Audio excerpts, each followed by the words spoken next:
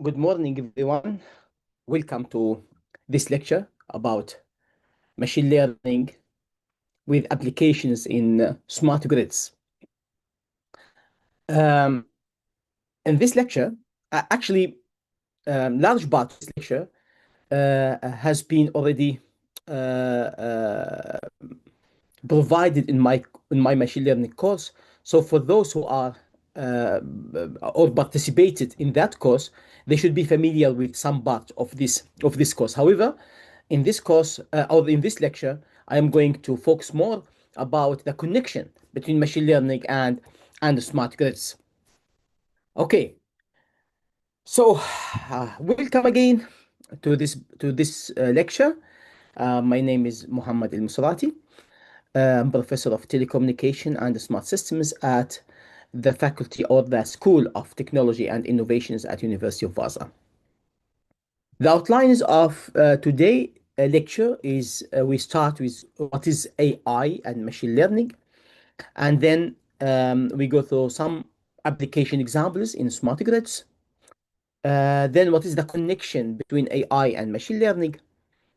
And we start some machine learning techniques to go through them, regression for forecasting, and then neural networks, and finally we talk about classification algorithms.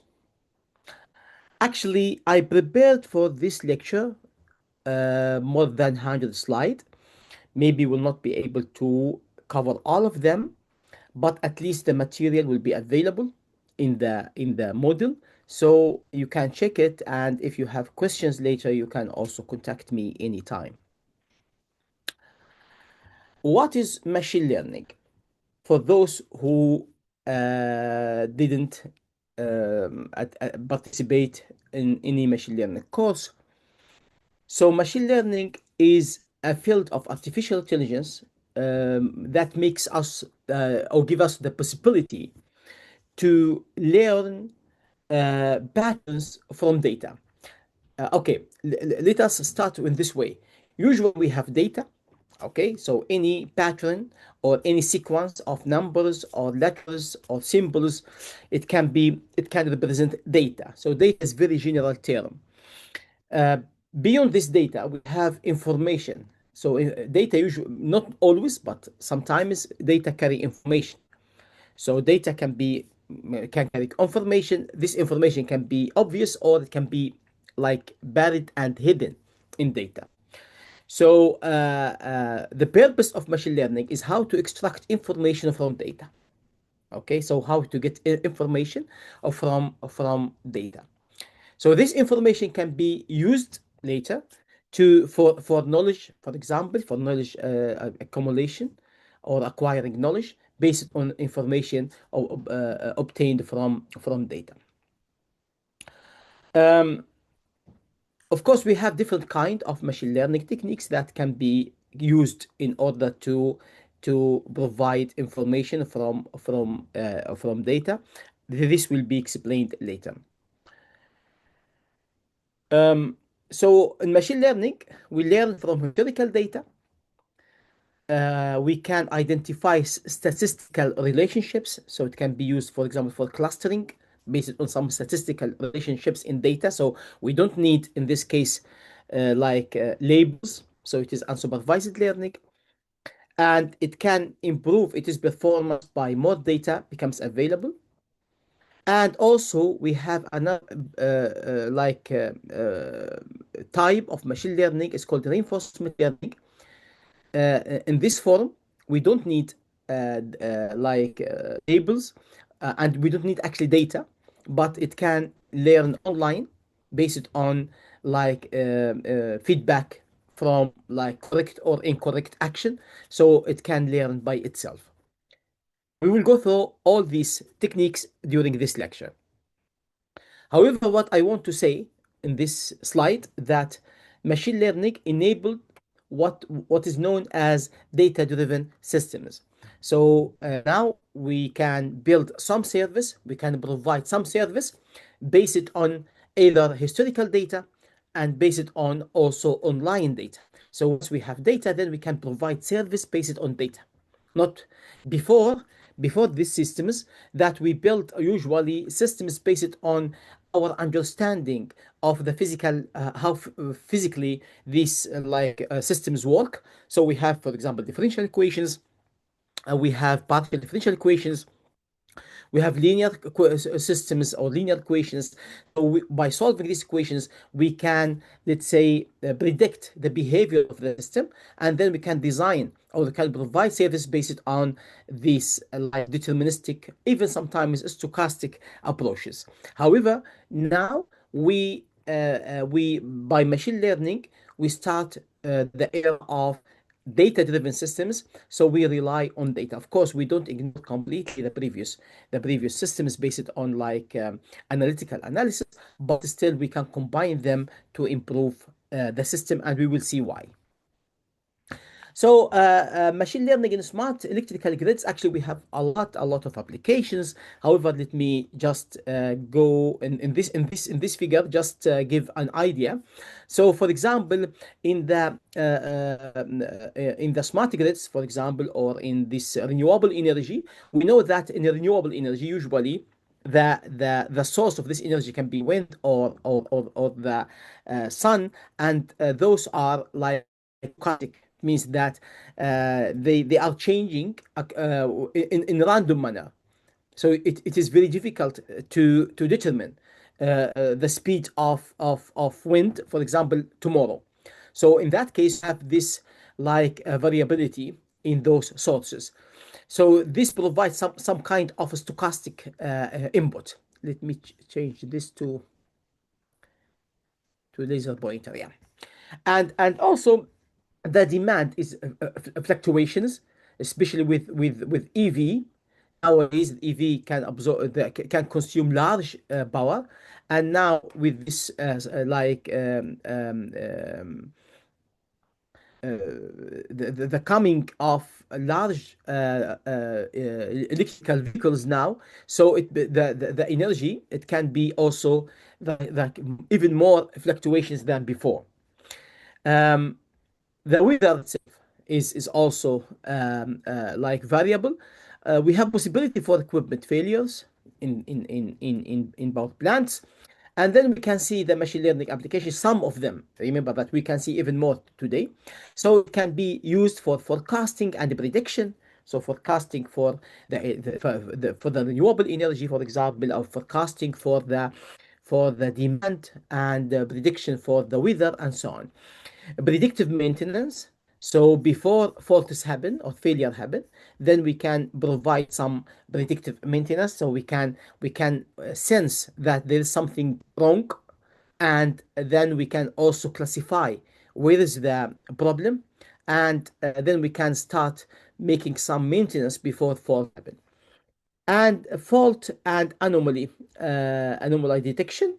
So this also can be used with machine learning, where it can also classify where is the fault, and also it can differentiate, is this fault is real or because of, for example, sensor damage, or because of cyber attack. So all these things that we need some kind of AI to work within the system. Okay, so let us have some examples. So in smart grid, machine learning model can be trained using historical data, as I said. So we can have historical load demand, weather condition, temperature, wind, solar irradiance, and time of day, and seasonal pattern. It is also very important. For example, it is weekend, it is national day, these days. So it is also from the history that we have, and the model can learn the relationship between these inputs and a future electricity demand. So because if you can predict or forecast the electricity demand, for example, for tomorrow or for after tomorrow, then you can prepare best for generation, and prepare your network optimize your network in a proper way. So we can predict the load more accurately, optimize generation and storage, reduce operational costs and energy waste. So the model is not explicitly programmed with physical rules or every situation. Instead, it learns directly from data. So this is important. This is important. So if I asked you, can you build a equation, like just simple equation based on some physical behavior or some like theory that specify the demand, electrical demand, okay, based on for tomorrow, based on today, like weather condition or the predicted weather condition for tomorrow, or base it on, for example, the some scenarios. So it is not that straightforward, because it is hard to build. The uncertainty here is very high. The uncertainty here is very high, and it is not possible to build deterministic equation to build such kind of relation. However, if we look to the previous data, historical data, then machine learning can find such mapping between the future predicted signal or predicted value and also historical value. We can actually see different kind of applications where machine learning and AI can be like very important in smart grids. For example, it can automatically detect faults and abnormal operation condition in the grid. If you have a model and you train based again, we are this data-driven system. It means that it is based on data. So assume that we trained the model based on voltage and current measures, smart meters in the grid, frequency deviations, harmonics in the frequencies, power quality indicators like harmonics, phase imbalance, historical records of normal and faulty events. So if as we know that in energy plants or electrical grids, usually they have like historical records, let's say for the last 20 years. So the last 20 years of data, we use them in order to build some, or in order to find the relation when it is normal operation or faulty events. For example, if we take the signals about the last measurements in the last week before, for example, outage, black outage, okay, so happening in network. So we have the previous data in 1 week before. So this is historical now. Sometimes if you look to this data, sometimes you cannot find that information indicates the reason for that, or there is no abnormal operation condition in that data just by looking to this data, or also by sometimes by measurements. But if you put this data for machine learning and you give, beside this information from the grid itself, you can also add some information about the weather, for example, the temperature, humidity, the wind speed, and all these things, and the day of the year and the time of the day. All this information in machine learning, it might be possible for the machine learning to find a pattern hidden in this data that indicated that this fault will happen, because you put like 1 week data, or the next week of after this week is normal operation, and we have data with the next week we have like big fault happen in the network.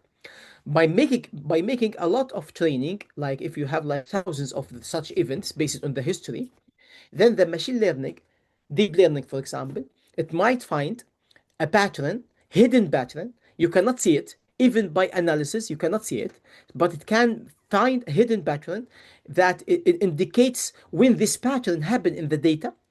It is multidimensional data. You can see we have voltage, we have current, we have frequency, we have harmonics, we have phase, we have weather, we have temperature, we have wind speed, we have the time of the day, we have the day in the year, we have a lot of information available, and then it can detect based on this pattern, it can find something connected to the big fault, like blackout happening in the network in the next week, not even very close, not even in the next hour, maybe next week. So if we can build such you can think how much benefit if we can build such network. Um, by learning pattern associated with normal operation, the machine learning can detect, as I said, the equipment faults earlier. For example, transformer validation, identify abnormal behavior caused by cyber attack or sensor failures, trigger alarms before a major outage occurs, as I mentioned now. So actually, again, machine learning improves energy grids a lot, and based on this AI, and now if you can detect or you can predict a blackout to happen in big region before it happening, and you can also classify where is the most probable reason for that, and you can make maintenance for that region for that equipment before things happening, or you can isolate the area where it has big risk. You are talking about saving millions in one event. So you can see that how machine learning is critical for the future smart grids. So key contributions of machine learning, as we mentioned now earlier: fault detection, predictive maintenance, faster disturbance response, adaptive grid operation, cyber physical resilience. So we have a lot of applications, and also in control. Actually, maybe I forgot here to add the application of AI and machine learning in the control system, because now even we have one at least one PhD students now working in how 5G can be used for as a wireless mean in protection. And in the protection of electrical grid, in some protection nodes, we need very fast response. It should be sometimes like 1 millisecond or even less. uh, um, when the 5G network, actually, why we have already 5G, even we have 4G. 4G was very good for human applications, for internet exploring or for downloading data, so it was already enough. But one major motivation behind 5G is the application in industry, because the latency or the delay in 4G is not reasonable for protection and control. The delay can be like large, like 40 millisecond or even more, which is not reasonable for many of the applications, protection applications and control in grids. But in 5G came to handle this problem. However, that of course we still face a lot of challenges in 5G to achieve the target of less than 5 millisecond with high like probability. But anyhow, one of the applications that we can integrate the 5G with machine learning system, that the machine learning can detect like few milliseconds, maybe 20, 30 milliseconds about the fault before it happened. Then the 5G, because the 5G needs about 5 millisecond or 10 millisecond in order to achieve or to carry the signal from the sensor to the circuit breaker, for example. Then by integrating machine learning with this, we can take fast protection for using wireless network, and also for the control itself. So the control system and how to that when you have like microgrid, smart grid, where you have different resources, electrical resources, and then you have load, and in this load, the load needs some energy, and you have sources like the main grid source. Maybe you have diesel engine, you have solar, you have wind, you have the different you have storage. Okay, then for every source we have control local for every source, but also we have another controller, okay, higher level controller, how to manage between these sources in order to achieve certain objectives. For example, minimizing like pollution, or maximizing efficiency, fast response, and other ways, minimize costs, for example. So in that sense, we can use also in the upper level of controller, we can use AI-based controller to take the operations between different resources. Machine learning and uncertainty. If we don't have uncertainty, then of course we don't need machine learning. We don't need these algorithms at all. But because we have uncertainty, we have randomness due to lack of information. So we need to use this data in order to resolve or reduce our uncertainty. So the sources of uncertainty, renewable energy, as we know, stochastic load demand and EV charging, measurement noise and missing data, equipment aging and faults, cyber attacks and false data injection. So this is some paths of uncertainty. So the rule of machine learning is building some probabilistic forecasting of load and renewable generation, uncertainty aware state estimation using Bayesian and machine learning based models. So I am for those who participated in machine learning course, they know what I mean about this. Anomaly and detection under noisy and incomplete measurements, risk informed decision making instead of deterministic thresholds. Okay, so now if we look to this figure in front of us, you can see that we are looking for some information. The information is hidden, okay, and we have high uncertainty, okay, and then we have attributes representing this data, but still we have some hidden information we are looking for. Then using some machine learning based on the previous data, we have database, we have historical data.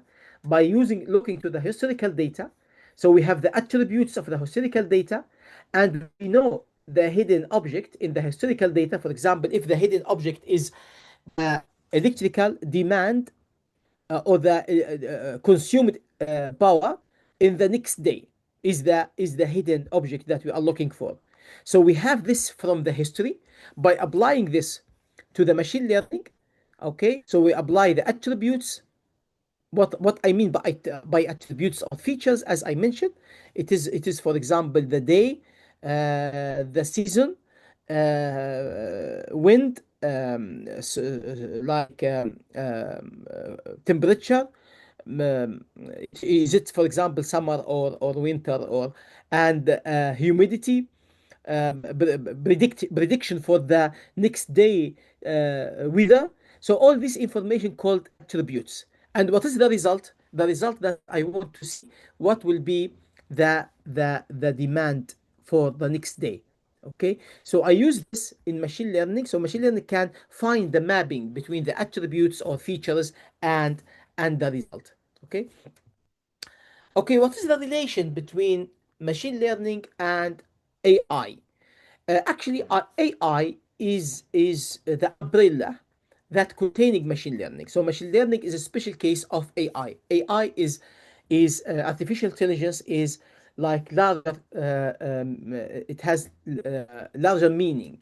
So you can see here, machine learning actually is required to extract information from data.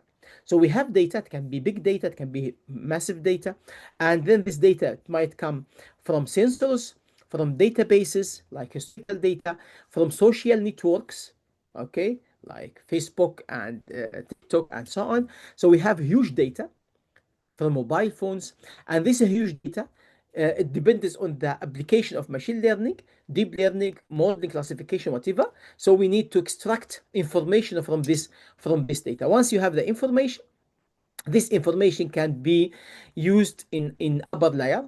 Of course, the information can be just applied to human to take decision. Okay, so in that case, we call it just machine learning. But if we have automated decision system, then we can call this as AI. Even machine learning itself, we can call it AI.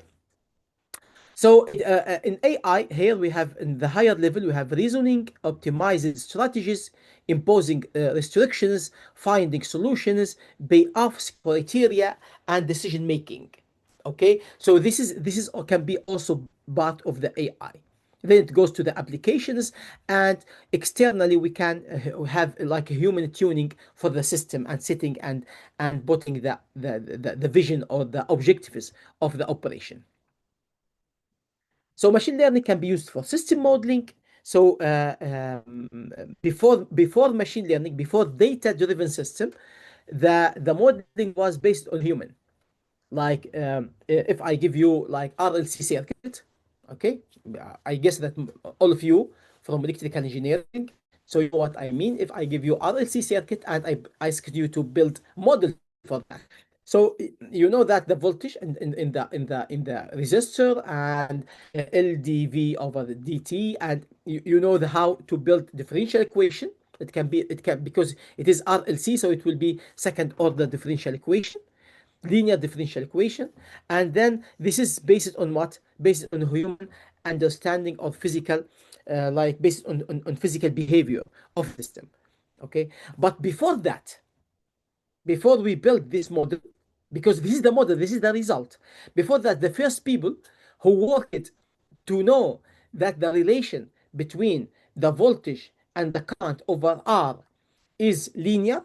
Of course, this is, by the way, but between quotation, it is linear under some assumptions. Okay, it is not linear. It is non-linear if we take other conditions like humidity, temperature, frequency, many other things.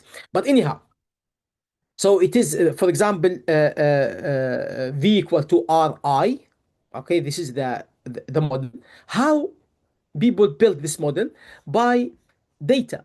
So they apply voltage, they measure the current. So this is the data coming, and the human here, with his brain, they build the relation that R V equal to Ri. That's fine. And then they put assumption, they put the model, it is linear model, they start to validate the model. Okay, so they found that the model that they put R V equal to Ri is validated within certain under some conditions.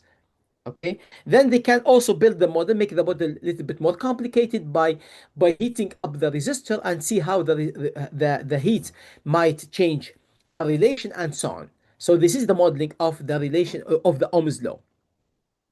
Or for between, for example, the coil, also it is differential relation. Okay, and then they built also this this relation, like for example LdV over dt, because they see that when they change the frequency, how the frequency will affect the voltage drop over L, and then they build the model. And finally, we get the application. So we have the physical model, the mathematical model that we have today. With machine learning, the concept is completely changed. You can the AI and machine learning can build the model by itself. So it can look to the real system. We have data, we have AI and machine learning. We have the modeling here. The modeling is not necessary to be based on physical behavior, but it can just base it on, it can be black box like neural networks, or it can be linear regression and so on. So then we get the model, and then we validate the model. If the model is not validated, then we change the complexity of the machine learning algorithm and check, and just the human make the interpretation. Actually, in the machine learning based, it can model much more complicated systems, because if the system is easy, like the Ohm's law in under the conditions, or like the height of water when we have like water flow in tank. Okay, what will be the height of that water after certain time? So it's also differential equation, but in this case it can be non-linear first order differential equation. And because we have also water out, so we can make some dynamic system. So such systems are easy to model based on the human like or physical behavior of the system. But in other systems, the system can be very highly complicated in order to build such model. For example, if I give you pictures of especially in the pattern recognition. If I give you pictures, for example, of apple and orange, and of course, as a human, it is very easy to differentiate between them. But if you want to make this based on like automatic recognition, then of course you can say based on the color, for example. But what if it is black white picture? So how can you differentiate between them? It is not straightforward, but with the AI and machine learning, this can be much easier because they can find several hidden mapping or hidden relations or hidden pattern for every category. Okay. Um, of course, the application of machine learning is just name it. I mean, there is no branch nowadays. There is no application of AI and machine learning. So all it becomes part of our life. Even you are talking about a technology that it has been integrated like gradually in our life only within 10 years. You're talking about 10 years. Before that, yes, we had some applications, some small applications of machine learning and for AI, but it becomes now part of our life during the only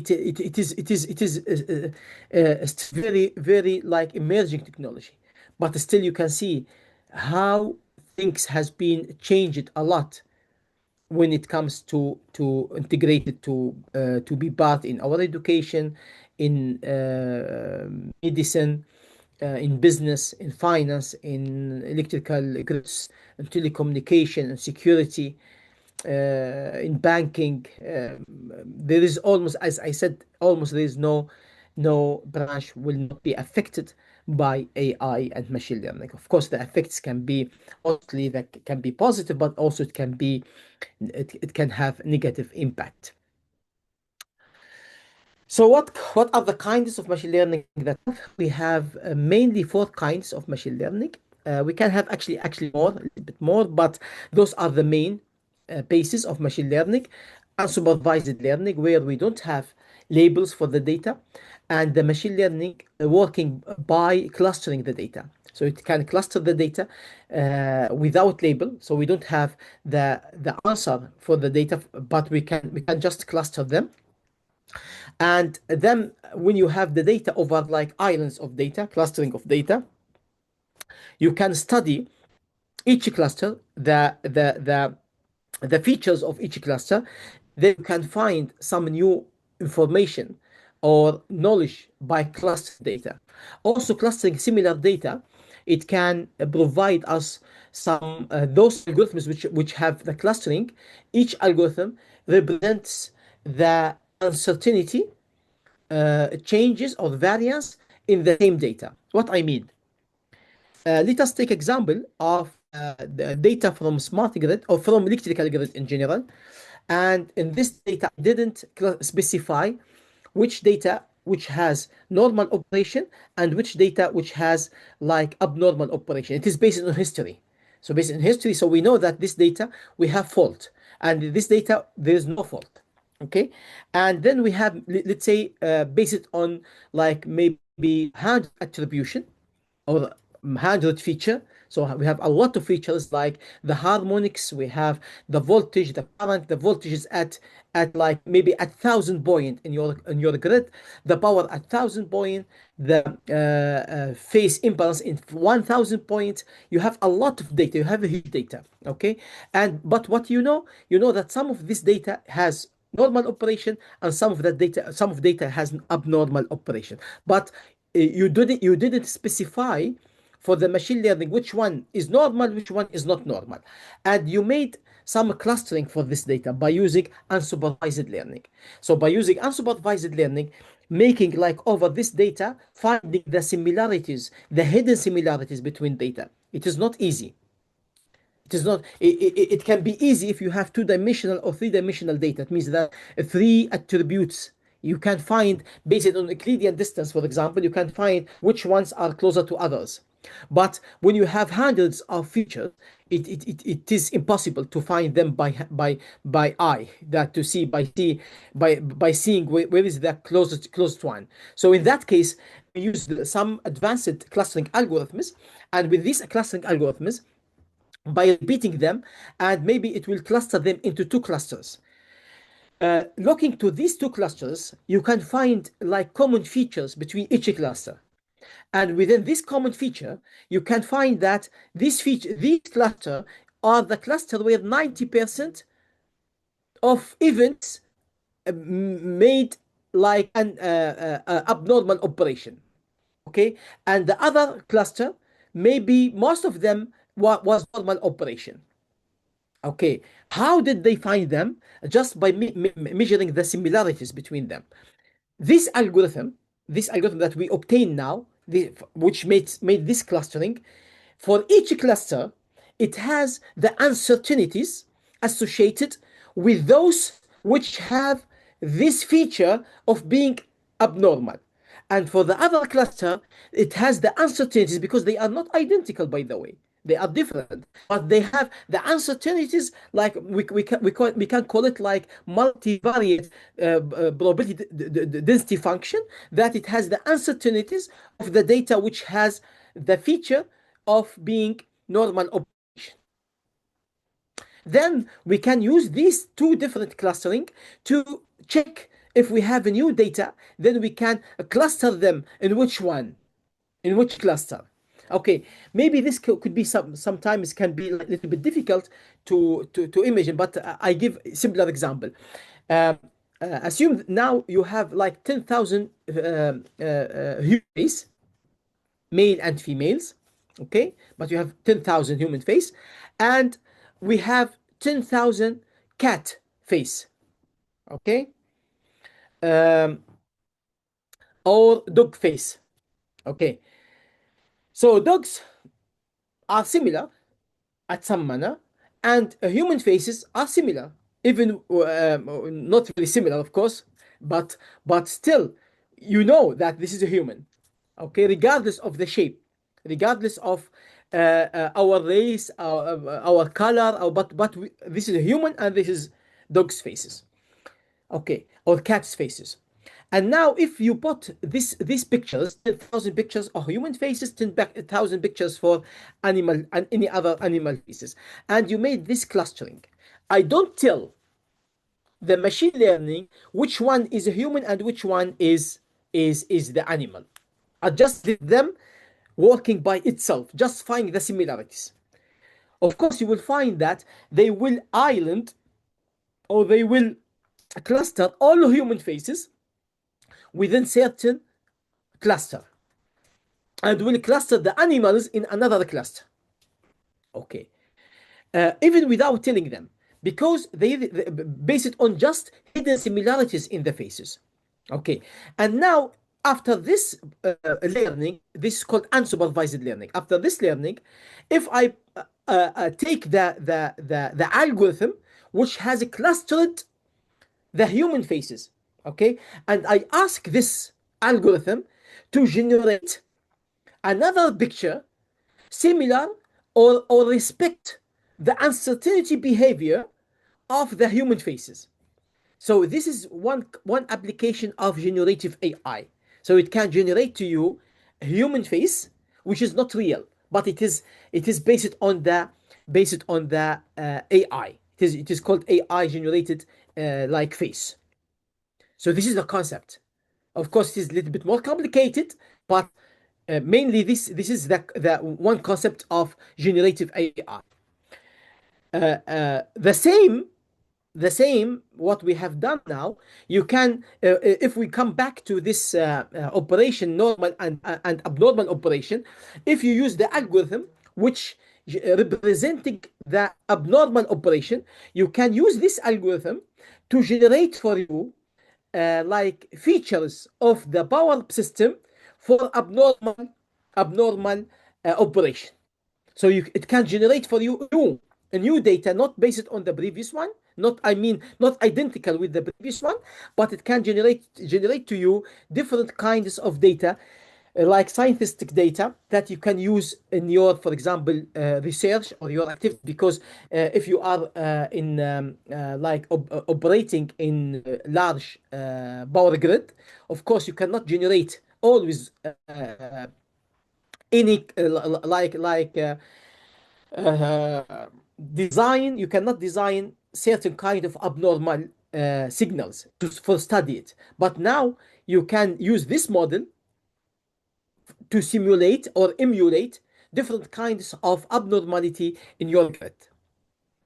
Okay, it is also applied in digital twin, and we can talk about this later. Um, the second type it is called semi-supervised learning, where the data you have, maybe you have some of the data is labeled, some of the data is not labeled.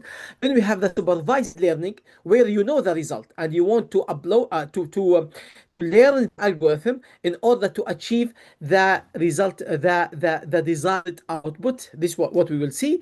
And finally, we have the reinforcement learning, which is also has some applications where you don't have historical data, but you learn based on the online condition. So you put the machine learning in operation, and then based on the action or based on the response of the intelligent agent, you can tell this intelligent agent if the action was correct or not correct. So this is correct, not correct, not correct, this is correct, this is not correct. By this way, there is some mechanism, there is some adaptation inside the machine learning in order to maximize the reward is, or the maximizing the correct response.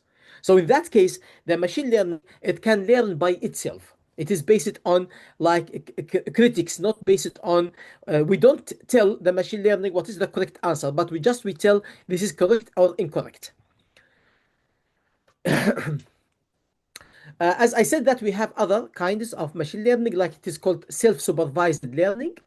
We have meta learning. We have other kinds actually of learning. So please, you can also read them from the slides. But I need to a little bit speed up my presentation.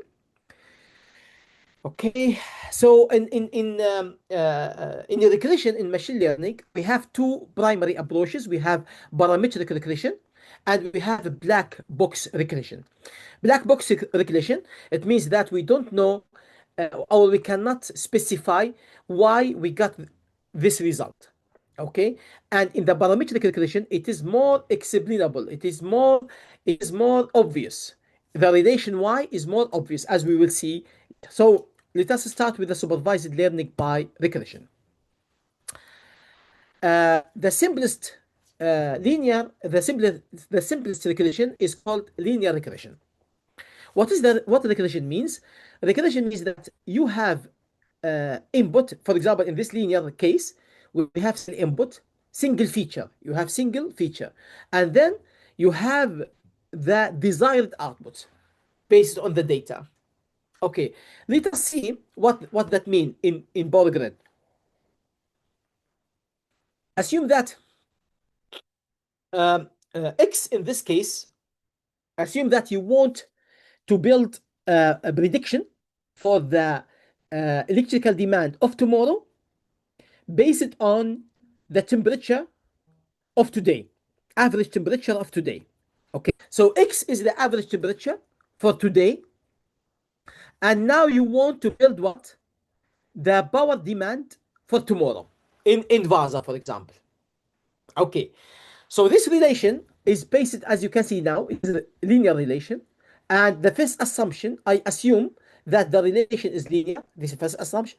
The second assumption, I assume that the electrical demand depends only on the temperature.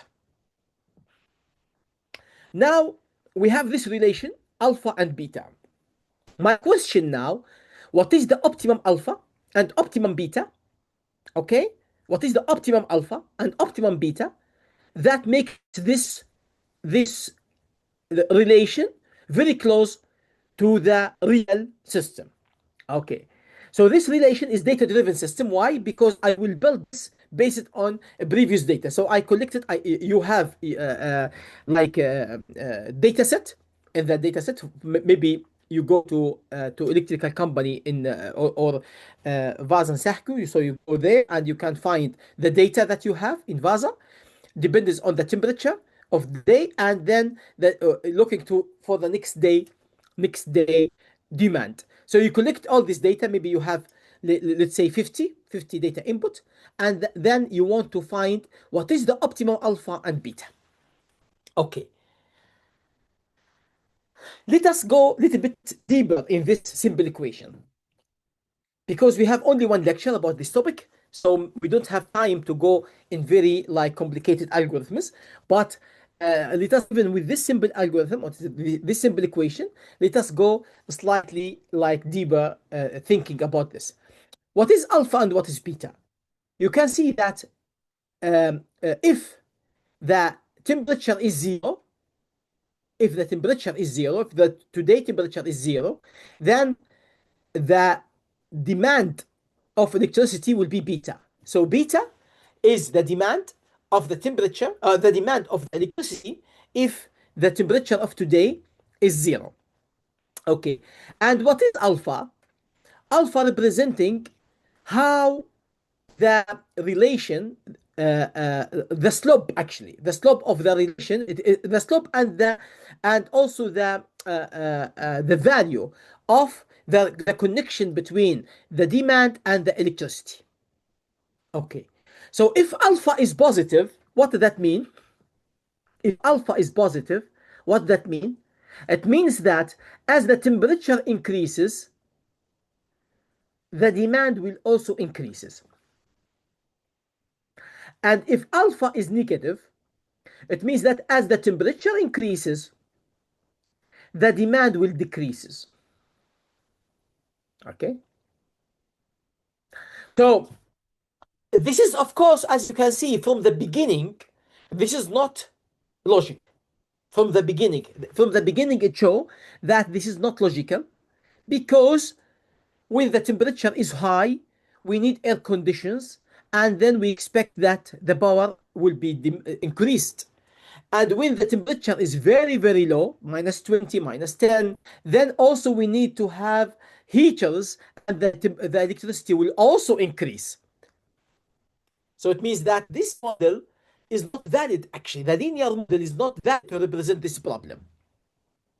Okay, now, because you don't want to use any more complicated algorithm, so you want to still use this linear equation.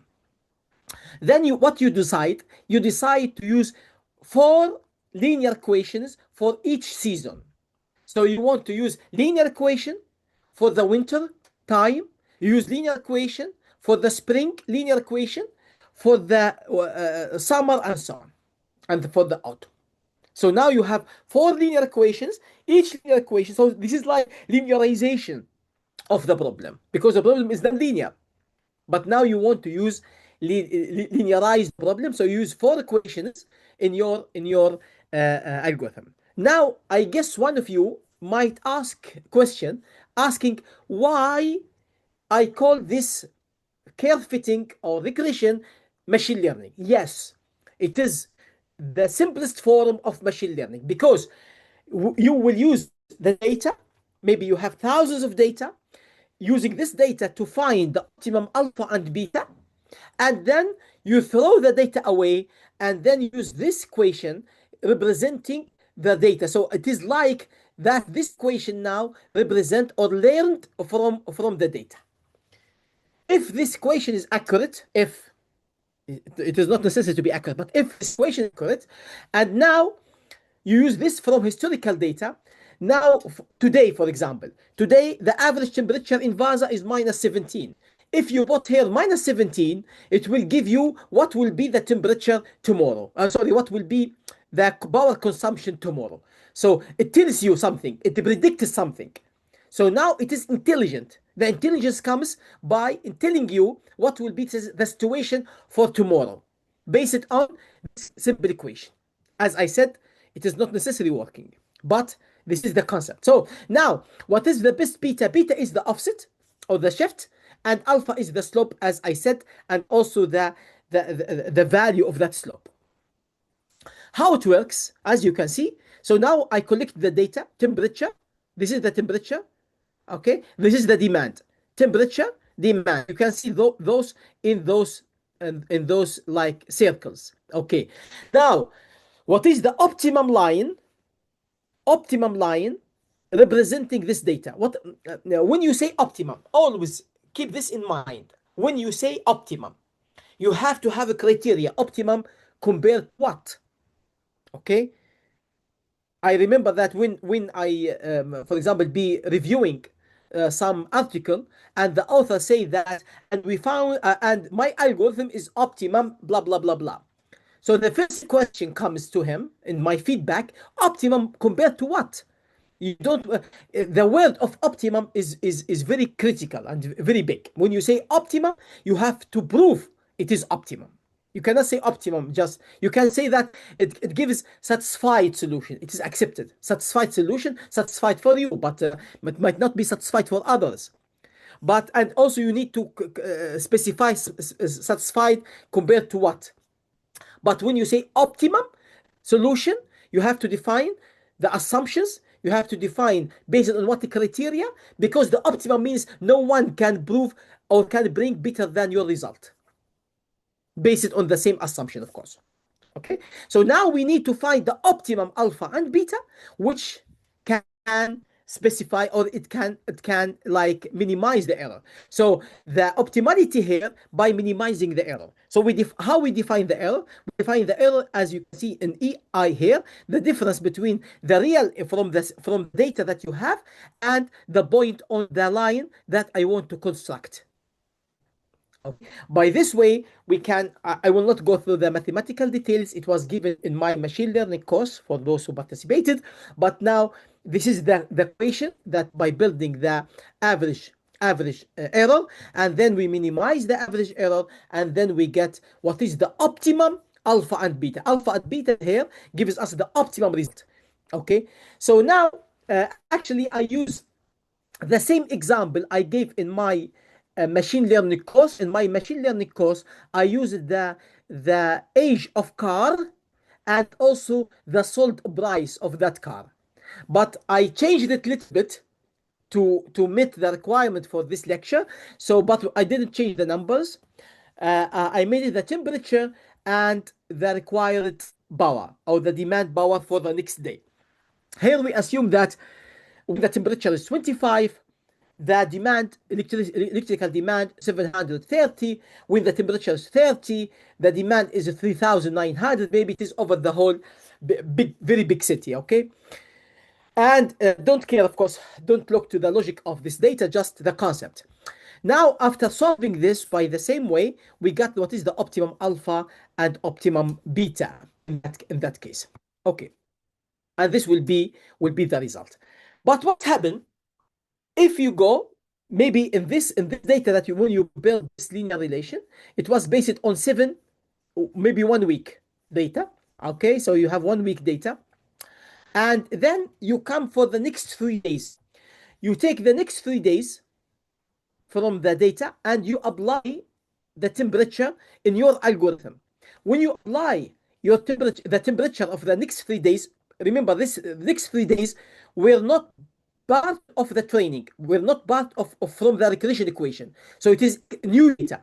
It is called validation. I want to validate, is my algorithm working well or not? Okay. So now with 5 temperature, my algorithm, my linear algorithm, which I built now, it estimates that the required power will be 10,000 megawatt. But in actual, it was 7,000. Okay. So now it has overestimation. For the 9 degree, my algorithm estimated 87 or 8,000 megawatt, but it was in reality 2,600. What that mean? It means that my linear algorithm doesn't work to catch the relation between the temperature and the demand.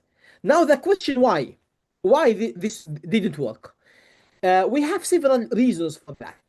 Okay, and those reasons are valid for any machine learning algorithm, but we apply them for this simple case. Okay, the first possible reason is insufficient input features, because we use only what? Only the temperature. So the temperature itself does not reflect what will be the demand for tomorrow. We don't have the wind speed, we don't have the season, is it summer or winter, we don't have this, is it special day or not, electrical price, many other information was missing or were missing from the data. So insufficient input features. This is the first reason. The second reason, incorrect model assumption. In many algorithms or many problems that you will meet in your smart grid problems might not be linear. So if you impose it to be linear, it might not work. The error might be high because the problem itself, the mapping is not linear, and you want to solve it with linear relation. So incorrect model assumption, this is one problem. Or maybe we use very complicated nonlinear equation and the relation is simple, it's just linear. So in this case, we have overfitting, and also we have incorrect model assumption in this case. So when I say incorrect model assumption, doesn't mean that always go to the higher order or to the more complicated model. No, we try to find just the proper model for the problem. Okay, the limited data set. So using only 7 data sets is small. So maybe the data set was not enough to capture or to catch the mapping between the input and the output. Another reason, data quality issues. Maybe there's biasing in data, maybe there's errors in the data, maybe there's junk data. Okay, the bias can be intentionally or unintentionally junk or biasing in the data. So we have actually, maybe we have repetition of the data. Okay, so we have redundancy in the data. So we have a lot of possible reasons for that bad modeling for the problem. So what I did here, we assumed that let us go with more features. So instead of using only the temperature, we add the wind speed for today, and we add the day. Is it a weekend or normal day or national day? We add we specify the day type, okay, with the same data before, and we try now to build another model, but it's still linear. It is still linear. So now, because usually we start with linear, because linear model, we prefer it actually if it works. If linear model works, it will be the best. Why? Because linear model is first very easy to find the optimal parameters, because it is convex problem, and it is also explainable. Why it is explainable? Because you can see it is linear relation. For example, x here is the temperature, m here is the wind speed, and s here is the, for example. So you can see by looking to this alpha and gamma and mu and beta, you can see what is the importance of each one on the temperature, on the demand for the next day. If you normalize x and m and s, then for example, if alpha is very large, it means that the demand for the next day mostly depending on the temperature. If we find lambda is larger than the others, it means that the wind is the main feature or the main motivation for the demand for the next day. If alpha is positive, it means that the temperature, the consumption power increases with the temperature. If alpha is negative, it means that the consumption decreases with the increasing of the temperature. If lambda is positive, it means that the consumption increases with the wind speed increases, and so on. You can see that now you can explain the result. You can find some new information how the city behave with the power consumption based on the weather parameters. So it is easy now to explain it. So linearity is very nice. The main problem that when usually it doesn't work. Usually the relation is more complicated than a linear relation. But assume that if instead of this one, assume that you have y is output of a neural network, deep learning. And in this deep learning, we have a lot of layers. Okay? So what is the impact of this over that? You cannot explain it. It is a black box. You apply the input, then it gives you what will be the temperature, the power consumption tomorrow. But why? Nobody knows. It works like that. And it might work accurately, by the way. And you find, yes, it was very accurate for the next day. But what has been done during the learning, you don't know. Okay? So now we solve it and we got the result. So let me now go a little bit faster. Okay? Yes. So generally, in supervised learning, we divide our data into three categories. Okay, learning data, the data where we use for learning, and validation set, because we need always to validate the model.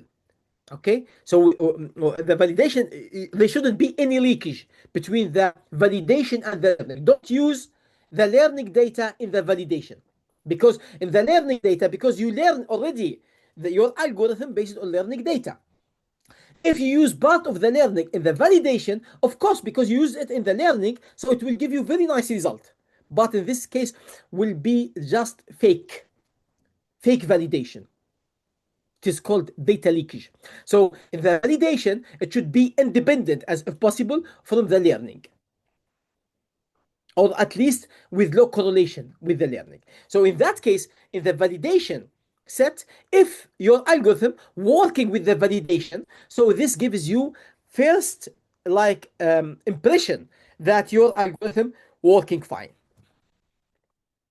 If it didn't work, then of course you need to check why. So either looking for more features. If it is not possible, then try to use like more complicated or more complex relation. So not linear, you can go to the non-linear case. Then you can go to the neural network, and you can try several algorithms until you can match between, or you can get good data or good performance in the validation.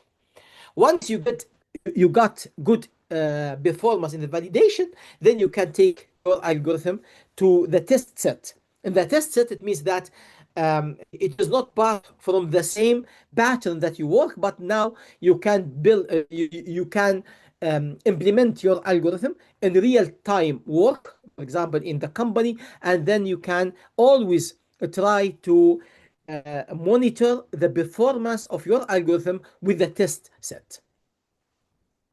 We can usually divide the data into like 80% for training, 20% for validation, or 50 for training, 50 for validation, depends on the number of data you have. So a lot in machine learning, usually we use a lot this trial and error. Okay, and after you, there is no like magic number how to divide your data, depending on the number of your data, the quality of your data, and so on.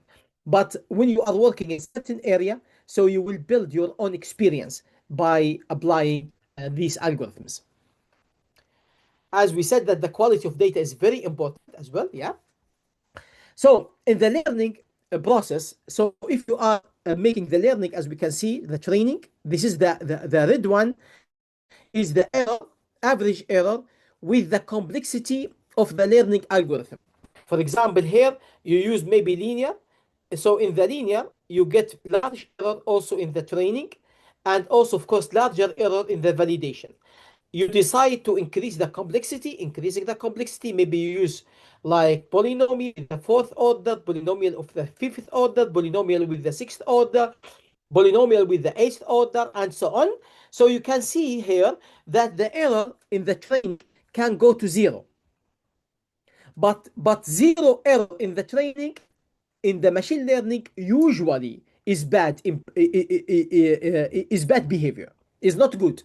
It's not good. Zero error in the training, because zero error in the training means that you learn the data as it is given in the Excel file. Actually, you don't learn in this case, but you memorize. You use very high complexity learning algorithm in order to memorize every input. And memorization is not generalization. I am not looking to memorize the data. I can put them in flash memory. I can put the data in flash memory. I have them in my pocket. So I don't need. My purpose is not memorization. My purpose is to catch the relation between the input and the desired output, so it can be useful for the new input. Okay, so we can do that by looking to the validation data.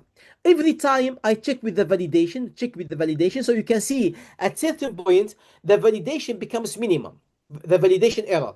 After that, the validation starts to increase. When the validation starts to increase, it means that I start to have what is known as overfitting or memorization effect. So this is bad. Underfitting is bad. Overfitting is bad. I am always looking to be at the proper complexity of the learning algorithm. Okay. So we should have sufficient and informative learning set. For example, assume that a relation given to you, like for example, the required of the temperature, okay, or the bulk consumption with the days in the year. You can see that the bulk consumption increases and decreases based on the season. Okay, so because the temperature, sorry, the temperature follow something like sinusoidal, for example, regardless of the nature of this data. But as that we have this relation between x and y, we have single feature x and we have desired output y. Now, in the learning set, you have, let's say, 10,000 input, but all of them representing this line. All of them representing this line. Okay, now this is your learning data.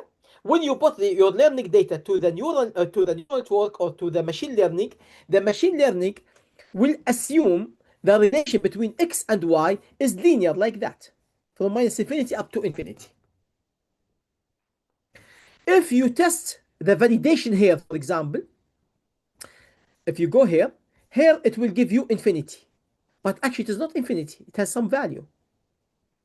So in that case, you cannot blame the machine learning, but blame your data, because your data was not spanning all the relation between x and y. Okay, so in this case, we call the data is insufficient data. So you don't have enough data to consider the dynamic behavior of the problem that you have. So it is very important to have sufficient and informative learning set.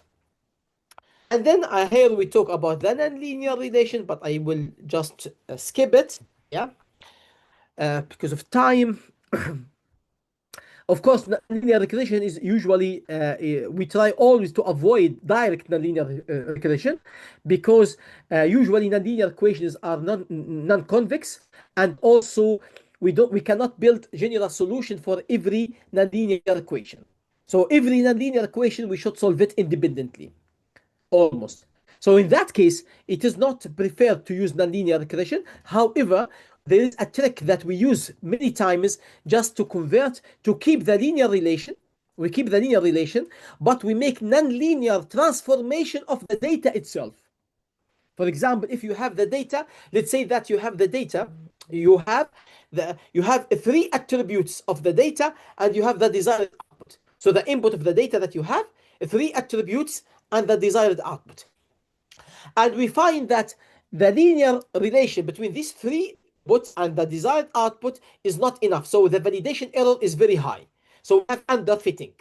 What we can do, we can transform this three input to higher space. Maybe we make nonlinear transformation, not for the equation, but for the input, for the data. We make the linear transformation of the data from three input to be like six space or seven input. So the seven input is it is given like phi. It is a nonlinear equation in the real input or in the given input. So in that case, we can find, it is called the kernel converting input to higher space, And in that higher space, the relation with the output is linear. So by this very useful trick, actually, we can solve much complicated problems by using kernel machine, by using this trick. But we don't have time to study this in this lecture. However, of course, it is covered in my machine learning course. Okay, so now we go maybe in the last minutes in the today lecture, we go to the neural network. So I cannot give like break because the time is very limited, and we try to cover as much as we can in this lecture. So a neural network is one type.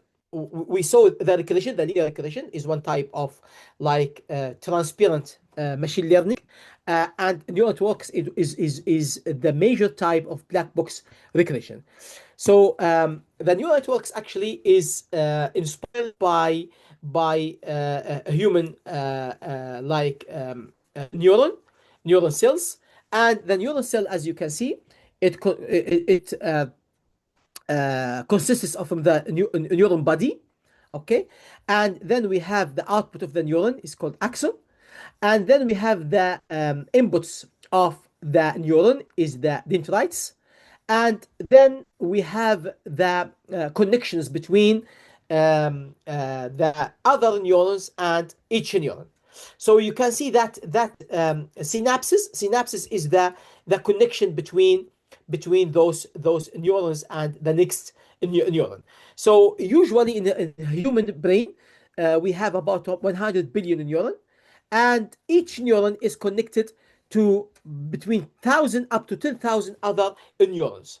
And when they study this, what is it changing in our brain during our learning, during our operation, body operations, our experience, our memory? What is changing? The only thing that is changing is synapses. So the synapses is a connection between the neurons and the next neuron, and it works like gate. So it can open the gate or close the gate. Opening and closing all the time provide the way of learning and memory.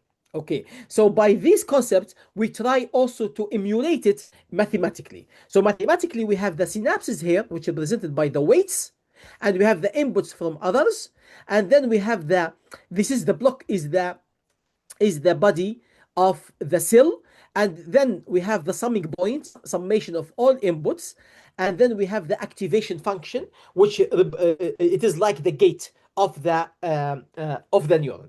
Okay, but because the gate itself is non-differentiable, and we need to differentiation. We need differentiable function because we will make the learning here. The learning process is done through what is known as steepest descent algorithm.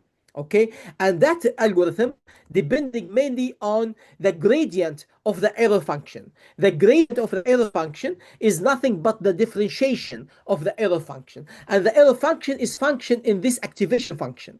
So in that sense, because we need to differentiate, so this function should be differentiable. If this function is not differentiable, it will be hard to make the learning for and adaptation of those synapses or those weights.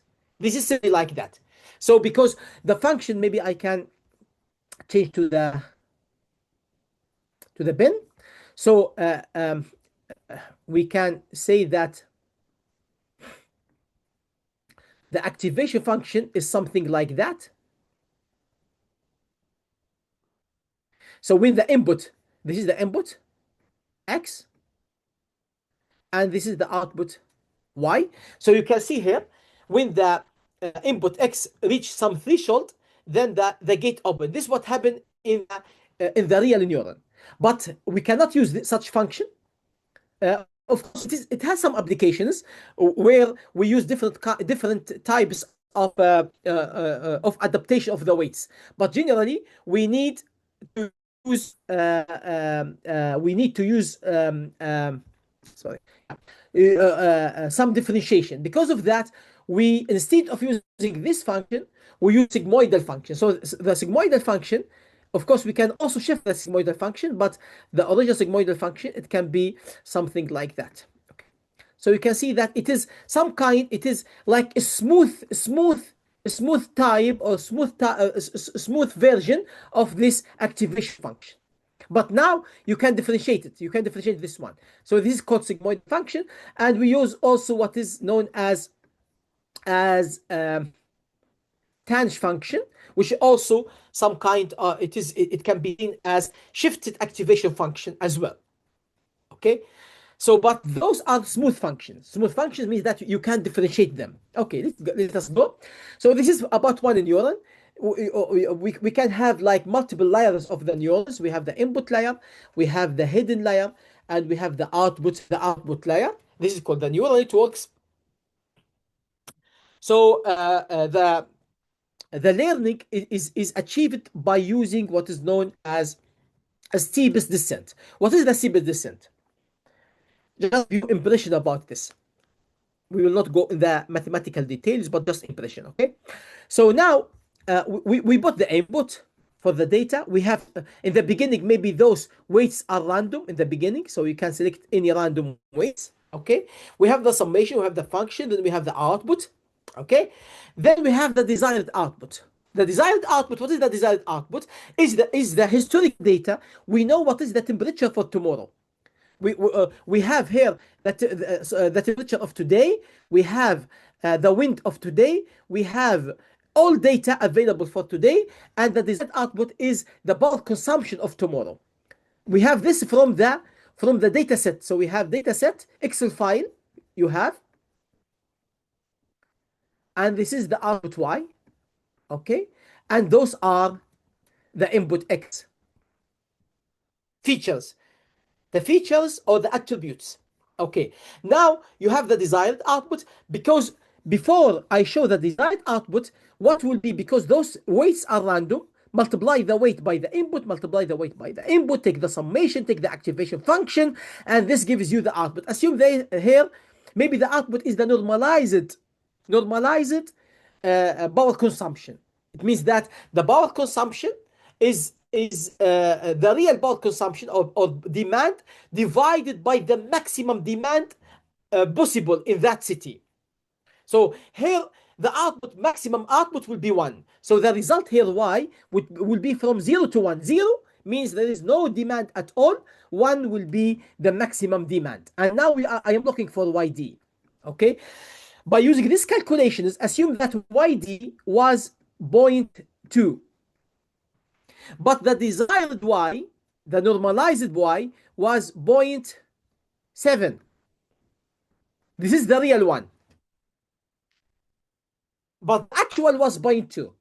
0.7 minus 0.2, it gives you the error. The error here is 0.5. We take this 0.5 in the learning algorithm and we adjust the weight. We adjust the weights in order to minimize the error, to reduce the error. Then we put the second data in the Excel file. Again, we have error.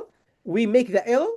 We try to adapt the weight in order to reduce the error. And we continue in this loop till we go through all data in the Excel file. Maybe thousands of data. Once we complete, we repeat again. We call it like epochs. So every time I repeat the whole learning again and again and again until I reach to some average error that cannot be reduced anymore. Okay? And I need also to watch the error, because if the average error goes to 0, it might be that we have overfitting. We have very complicated relation, but now I use only single neuron. So I will not come to that situation here. But if you have much like deep learning, we can reach to that case. Okay, so how this will be happening? So now we calculate the average of the error, and the average of the error depends on the weight. So I'm looking to optimize the weight vector W in order to minimize this error. Okay, so you can see YD is given from the table, X is given. The function, we know the function, for example, sigmoidal function. What is the unknown? The unknown here only W, the weights. So now we want to minimize this error that we want to reduce this error to the minimum possible error by changing this W. This can be complicated from the first, looking to this problem, but thanks to steepest descent algorithm, it is very interesting, very simple algorithm, makes it possible, makes it very straightforward to solve this problem. The idea is based on the Taylor series expansion for this average error. You know, the average error is always positive.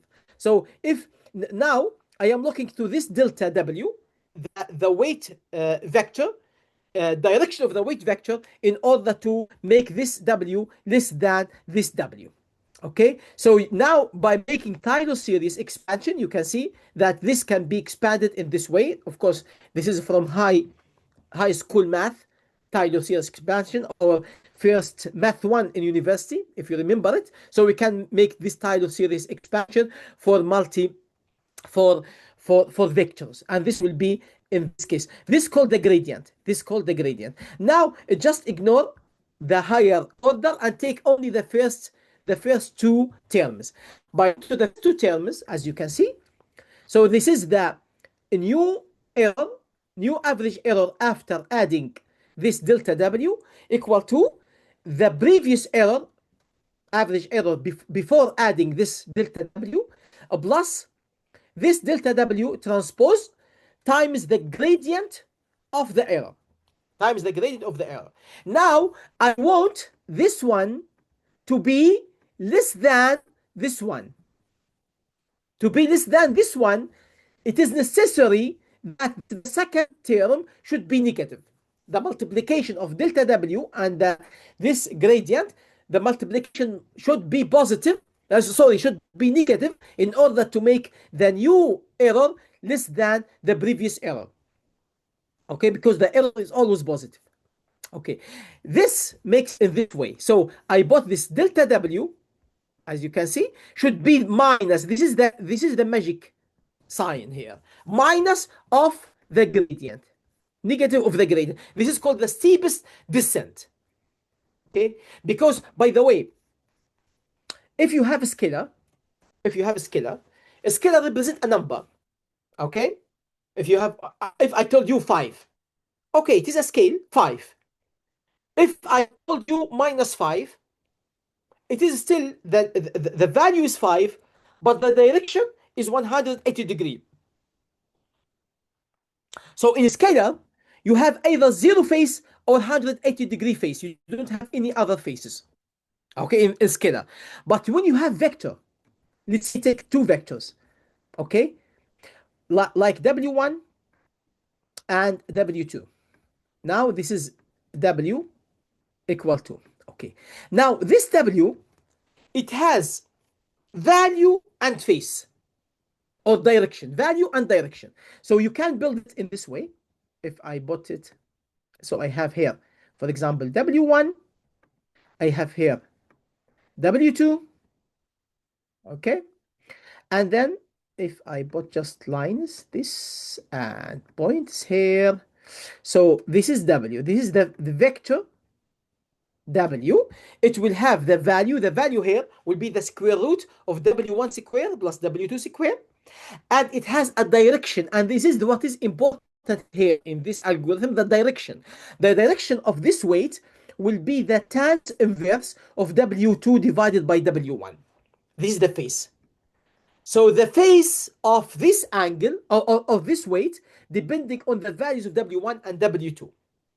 Okay, now the question is how to select the direction or the face of this delta W in order to reduce or minimize the error, the accumulated error, the average error of this neural network.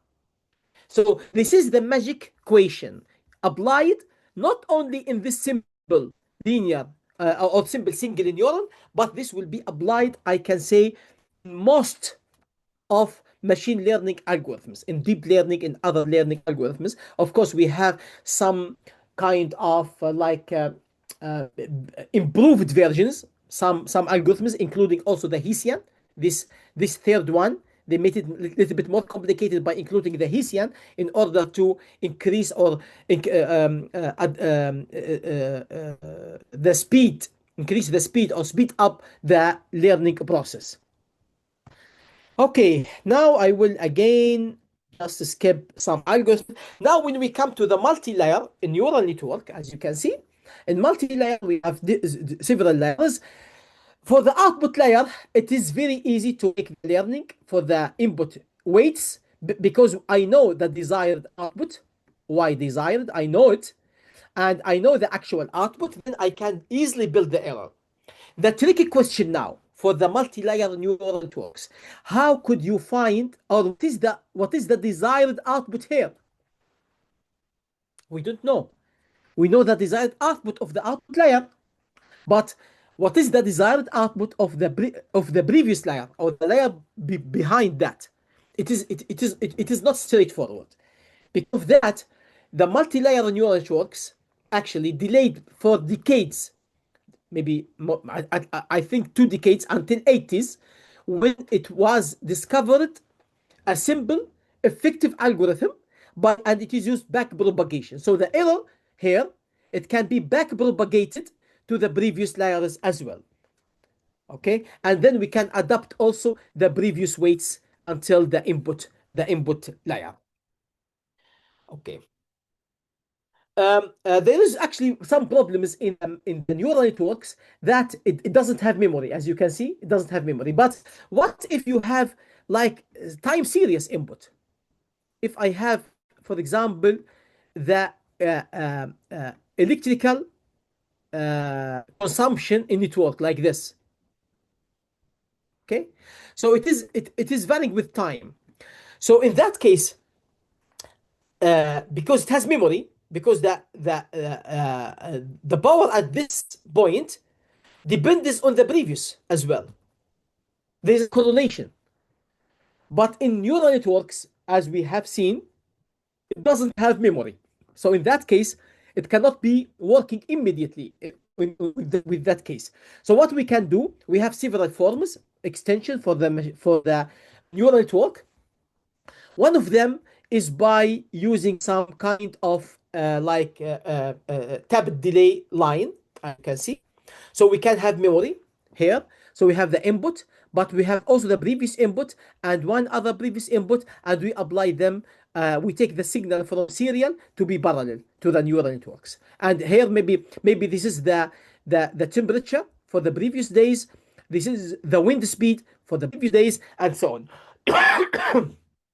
So this is one way of representing memory to the neural networks. The other way, more effective, because this one is not that effective, because the number of the delay is finite. Maybe you take 5 up to 10 samples, but it's not that much. You can use what is known as a recurrent neural networks, RNN, and the recurrent neural networks, the neural is not feed forward. And the previous neural network is feed forward. You can see that all is going from one direction to the other direction, to the next direction. But this one, the recurrent, so neurons can be feedback. You can have feedback either on the level of one neuron or between layer and the previous layer. So this makes some like awareness about the history of the data, the time series data. Okay, and this is the way how to solve it, but we'll skip it. Okay, and also we have another very famous deep learning model for memory for the data for the time series is called long short time memory algorithm, and it is better than the recurrent neural network because it reduce the problem of vanishing gradient problem. Because in the previous case, the RNN, even if you have memory, but still, because the weights and the you know that let me just show you what I mean here. So if you have, for example, this L, okay, and this is our sigmoidal function. When in this way, the differentiation of this part, will be almost zero. Okay, so the adaptation of the weight, because it depends on the definition of the sigmoidal function or tanh function, at certain part will be close to zero. When it is close to zero, it makes the adaptation is also to zero. So, for example, the adaptation of weights can be adapted by an order of 10 of power, for example, minus 8, which means that adaptation can be very, very, very slow. It can take um, over the basic algorithm with some laptop. It can take months of learning because the adaptation is very, very small. And because of the multiplication of hidden layers, this causes this even more worse. This problem called vanishing gradient problem. The long short time memory solves this problem because it can keep the states of the cell for longer time. Okay, so we have here the forget gate, we have the input gate, we have the candidate state of the set, and then we have the hidden state. But because of the time, that we cannot also explain this in details, but how in the slides that I will upload today, you can find and read this how it works.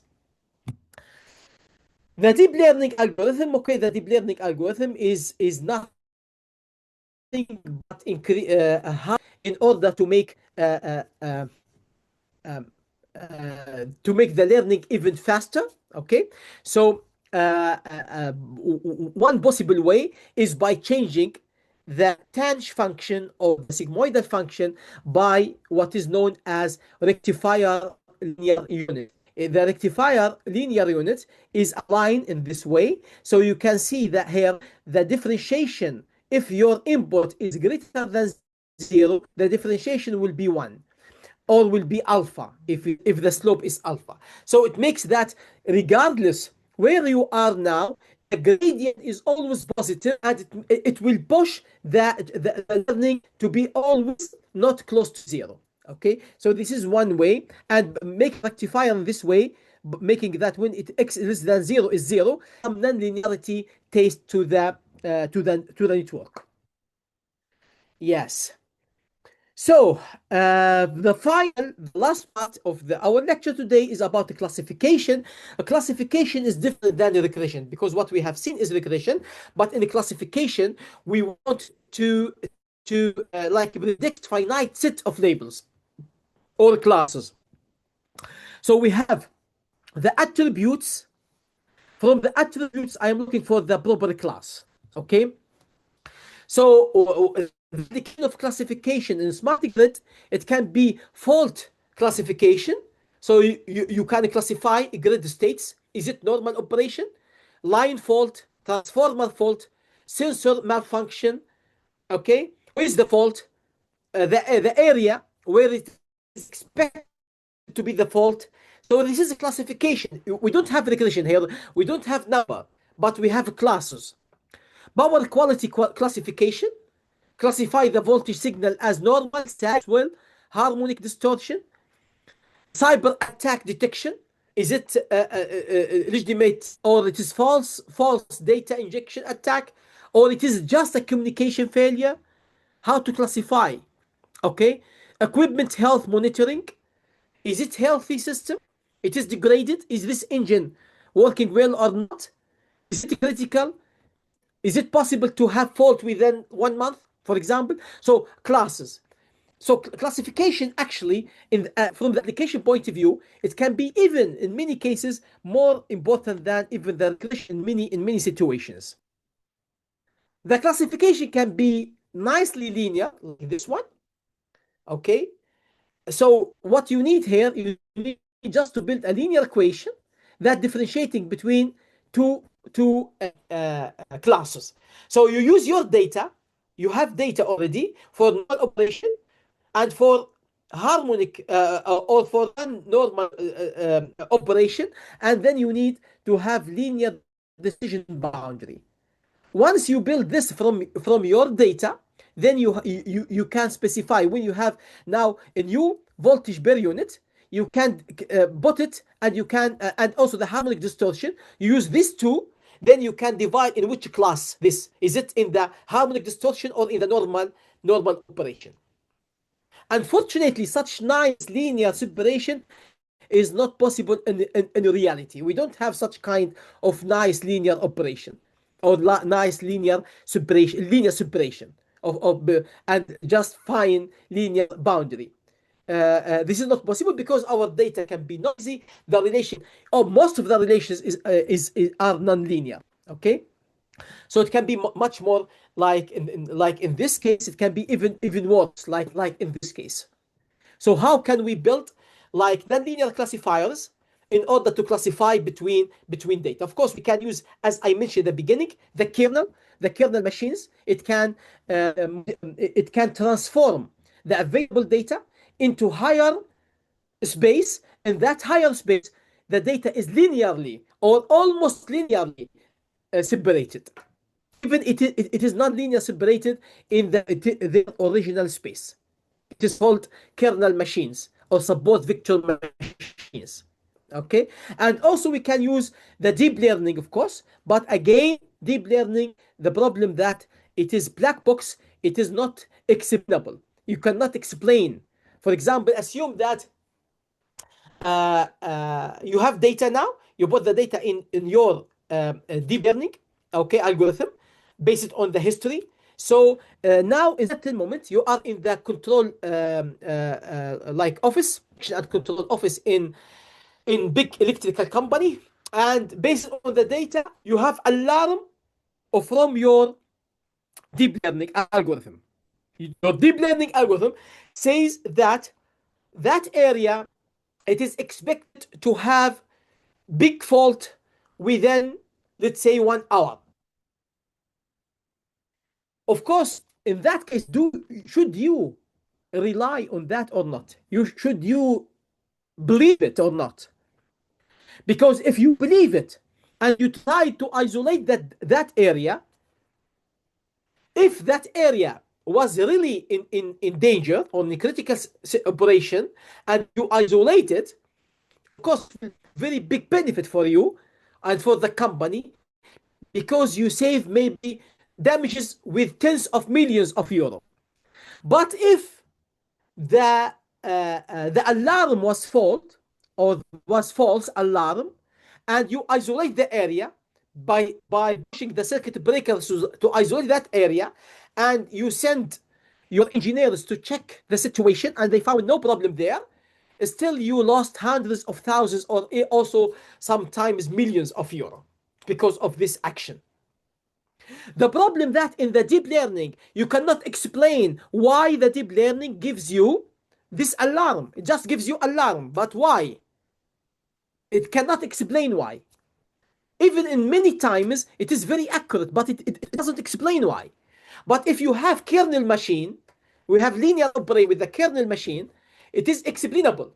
So it can show you that this signal now is very high, and because of that, we take this action. Okay. So you can, when you have like if you have signal that you can understand why the operation has been taken in this way, even if your action was wrong, you can justify your action because you got this and you don't want to take the risk. So this is the big problem in the deep learning. Deep learning is very effective, it's very nice, it's very accurate, but still, because in many situations it cannot be explained why it works this way. So it has been avoided in many applications. For example, you cannot find any nuclear plant, a nuclear electrical plant, using a new deep learning as the major controller for the plant. Impossible. Even whatever was the performance of that deep learning, because we cannot know how it can react. Yes, time is almost done now. This here, just what left is just some rules of learning data sets. So it gives like some deep understanding the learning and the rule of data size in simple. Okay. So that's all for this presentation. I hope that it was beneficial for you to understand the rule of machine learning in smart grids, the applications, and some few algorithms actually. Of course, this is only one lecture. We don't have time to go through other algorithms. algorithms, but I just want to focus on the one or at least two algorithms applied in forecasting, the prediction, classifications. Okay, so now I open. We have still maybe 5 minutes, so I open the floor for if you have any questions. And